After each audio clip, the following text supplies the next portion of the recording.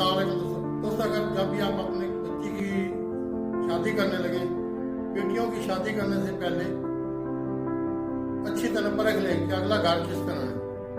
माँ बाप जो है वो रिश्तेदारों की बातों में आकर या मजबूरियों की वजह से बच्चों की शादी कर देते हैं।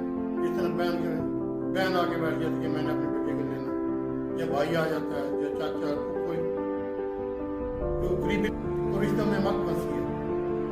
अपनी बेटी का मुस्तकबिल आप खुद देखिए, बच्चों को फोर्स मत कीजिए कि नहीं हमारे रिश्ते टूटते हैं तो टूट जाए।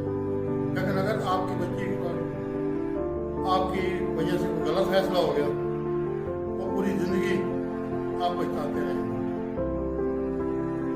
लिहाजा बेटियों का स्पेशल रिश्ता करते हुए आप ये सोचें कि कहीं आपका फैसला गलत तो नहीं है। शुक्रिया।